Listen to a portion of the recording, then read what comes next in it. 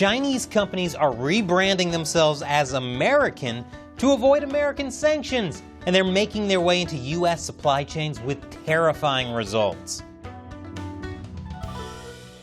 Welcome to China Uncensored, I'm Chris Chappell. For some strange reason, the United States keeps blacklisting Chinese companies. They say it's because of things like security concerns and human rights, which is patently ridiculous. That little things like that should get in the way of doing business. That's unreasonable suppression of Chinese businesses is what that is. The blacklisting makes it harder for these companies to trade goods with U.S. companies and get access to U.S. markets and technology. So, what's China's solution? Easy. They decided to stop spying, stealing tech, and committing atrocities.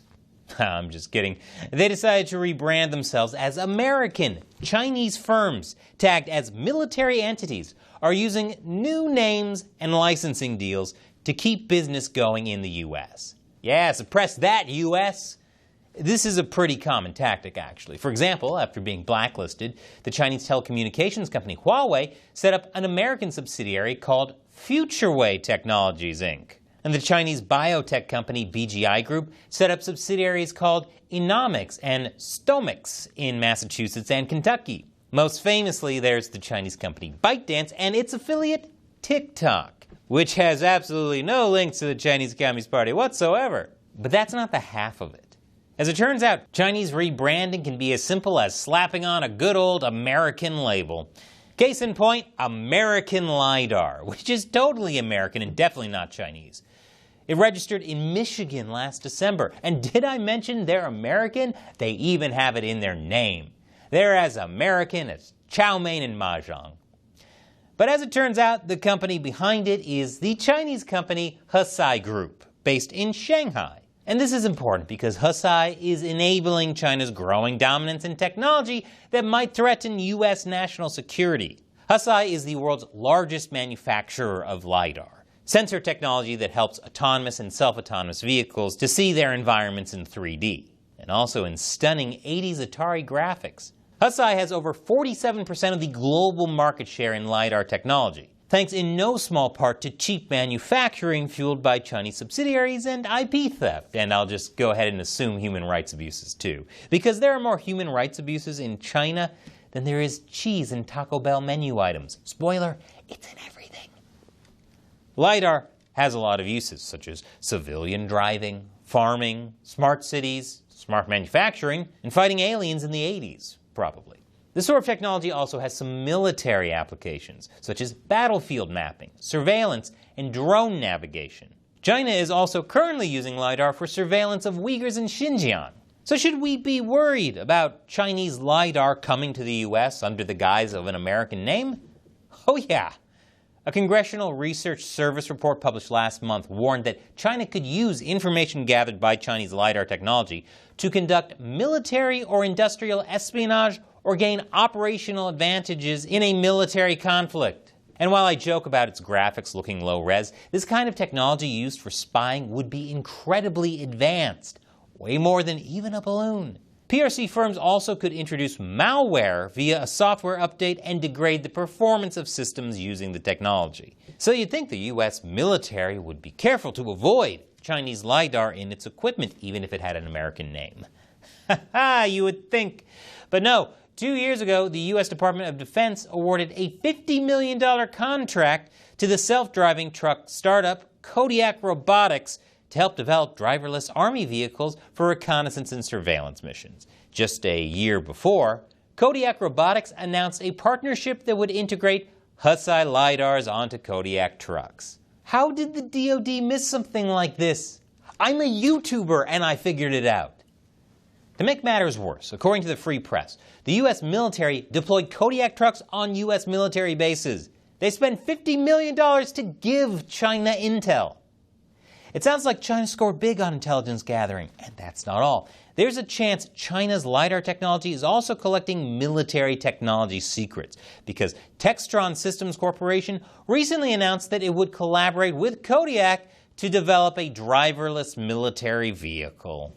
Why do I feel like the West is its own worst enemy? Speaking of American universities, they're helping China develop the Lidar they use in their totally American companies. UC Berkeley has a partnership with Tsinghua University through the Tsinghua Berkeley Shenzhen Institute. Together, they research things like Lidar technology. U.S. officials in Congress have expressed grave concerns about this because many students in Tsinghua Berkeley Shenzhen Institute end up working for China's People's Liberation Army. You know, if they just change the name to the We Love America People's Liberation Army, I don't want to give them any ideas. It would probably work. But let's see just how far into U.S. society we can get Chinese LiDAR.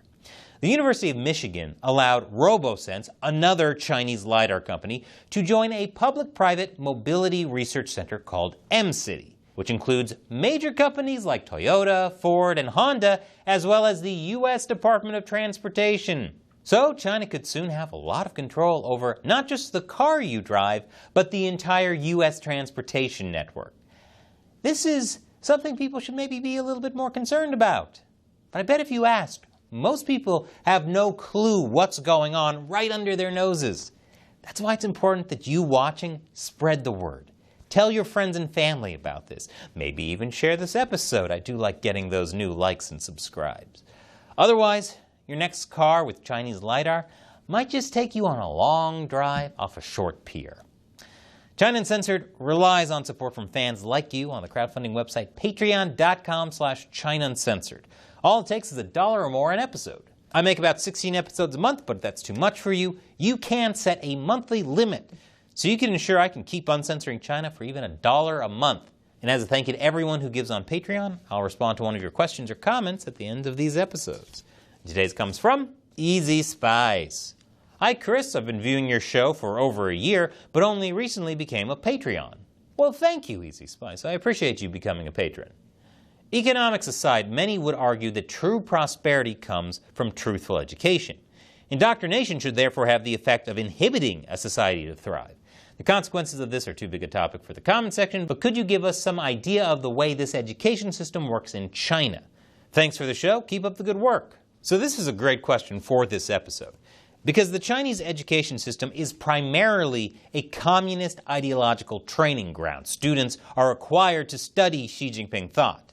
There really isn't an ability to truly innovate. That's why most of China's technological advancements have come through intellectual property theft. Or as we saw with American universities, just get American students to come work for China. What's amazing is how successful China has been with it, mainly because of our own stupidity. Again, Chinese LiDAR on U.S. military bases.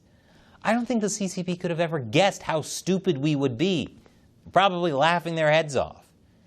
The good news is if we cut them off now, the CCP will wither because it can't innovate. Communist systems can only steal. That's the whole idea of redistribution of wealth. And once they run out of things to steal, they collapse. So thank you again for your support, Easy Spice. It really means a lot to me. Thank you for watching. Head over to Patreon by clicking on that orange button. And if you didn't know, I also have a new show called Deep Thoughts While Gaming, where I combine news, politics, philosophy, and my patented humorous approach with gaming, all in the space of 15 minutes or less. Click here for the latest and let me know what you think. Once again, I'm Chris Chappell. See you next time.